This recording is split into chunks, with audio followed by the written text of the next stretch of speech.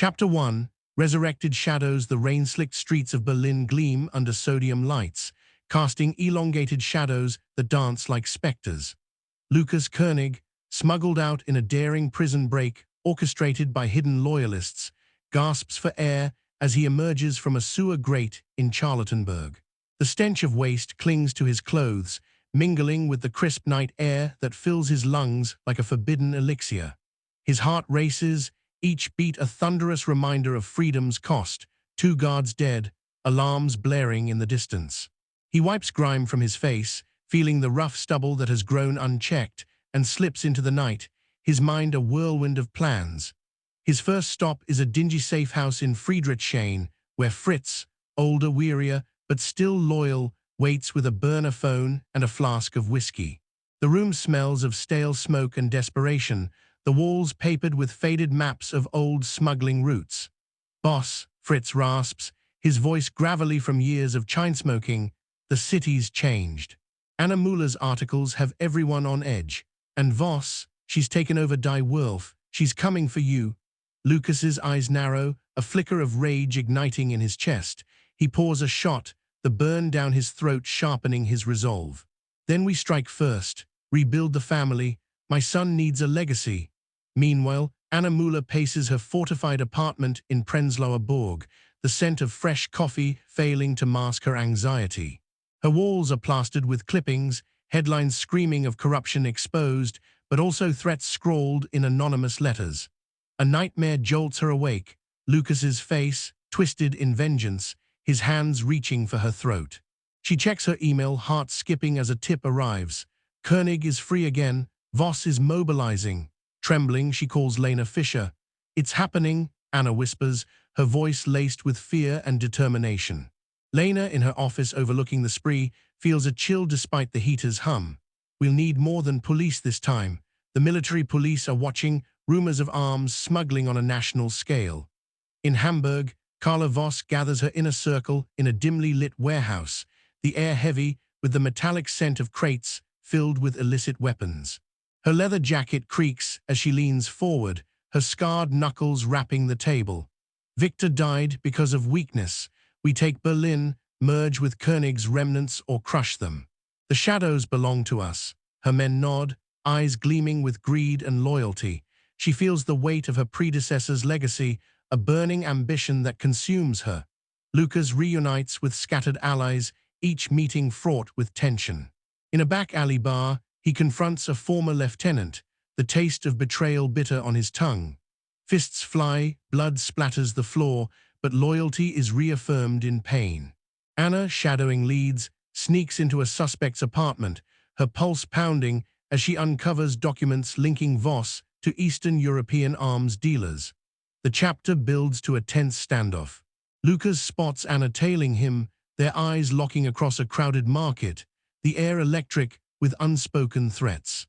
Chapter 2. Fractured alliances. Dawn breaks over Berlin with a hazy glow, the air crisp and laced with the scent of blooming linden trees, masking the underlying rot of conspiracy.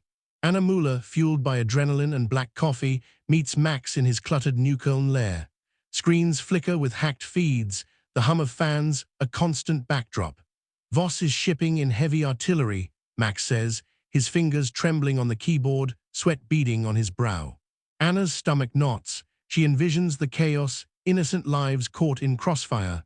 "We expose this now," she replies, her voice steady despite the fear gnawing at her insides. Lukas, holed up in a renovated warehouse in Lichtenberg, feels the walls closing in. The smell of fresh paint can't erase the ghosts of past battles.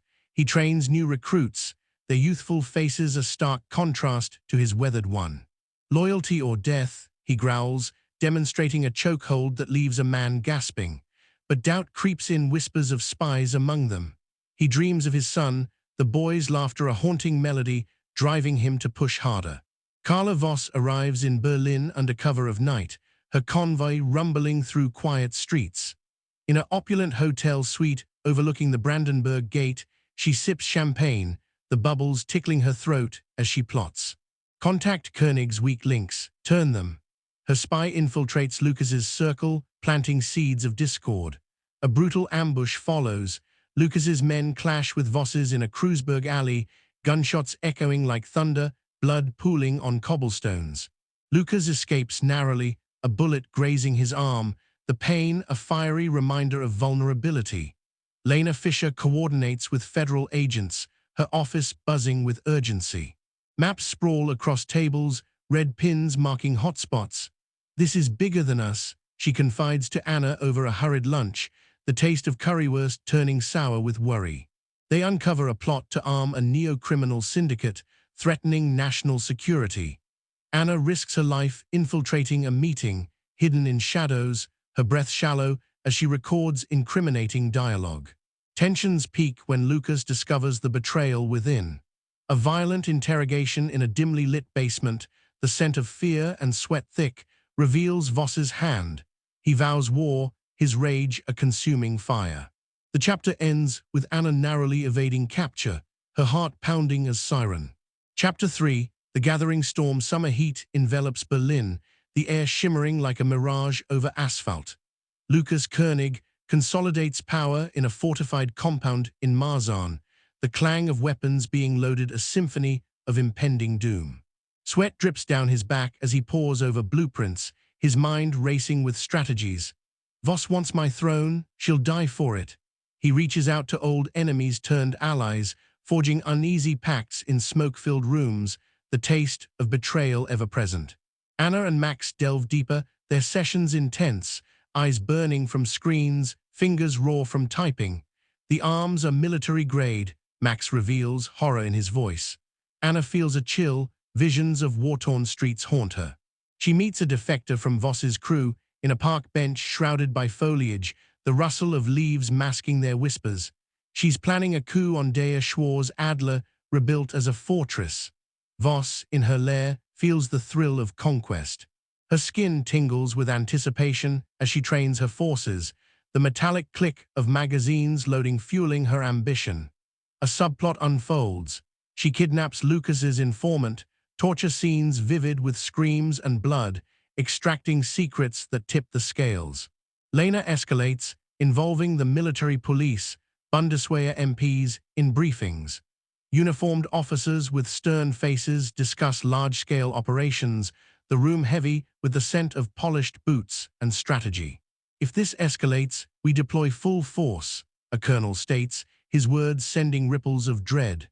Clashes intensify, a midnight raid on a smuggling depot, explosions lighting the sky, the acrid smell of gunpowder.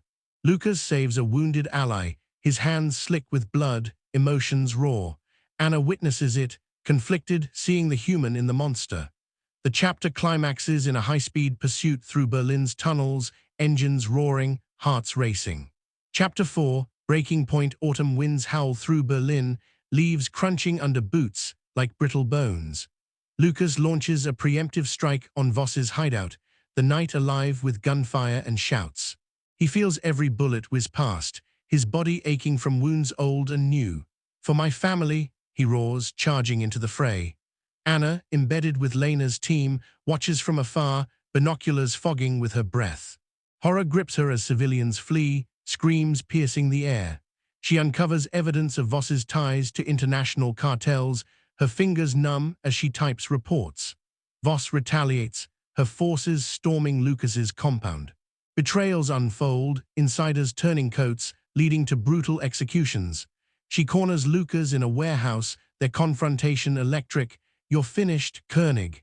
He fights back, the clash visceral, fists and knives drawing blood. Lena calls in reinforcements, military police mobilize, helicopters thundering overhead. Subplots deepen, Lukas reunites briefly with his son, tears streaming in a hidden safe room, promising a better life. Anna risks exposure to save a child caught in crossfire, her heroism shining through fear. The chapter builds to a massive siege, buildings ablaze, the smell of smoke choking the air. Voss escapes, but Lukas is cornered, his empire crumbling. Chapter 5, the reckoning. Winter's grip tightens on Berlin, snow blanketing the streets in deceptive purity. The final battle erupts at Schwarze Adler, now a bastion of crime. Lukas and Voss's forces collide in a maelstrom of violence, glass shattering, bodies falling. Lukas feels the weight of every loss, his son's face fueling his fury. Anna infiltrates, camera in hand, documenting the horror, the metallic tang of blood, the deafening roar of shots. She confronts Voss, a tense standoff where words cut deeper than blades. Lena leads the charge. Military police descend en masse, armored vehicles rumbling, soldiers in tactical gear storming the building. Helicopters spotlight the chaos, commands barked over radios. The scale is immense, hundreds involved, the city on lockdown. In the climax, Lukas and Voss face off atop the casino, wind whipping their faces. Voss falls, defeated. Lukas, surrounded, surrenders for his son's sake, the mafia's end guaranteed as arrests sweep through remnants. Peace descends, but shadows linger. Epilogue, Faded Shadows Berlin, 2028. The city heals, streets bustling without fear. Lukas serves life, his letters to his son filled with regret. Anna wins awards, but sleeps with one eye open. Lena oversees a reformed unit. Voss's empire dismantled, the military police's intervention ensures no resurgence. Yet in quiet corners, new whispers hint at eternal shadows.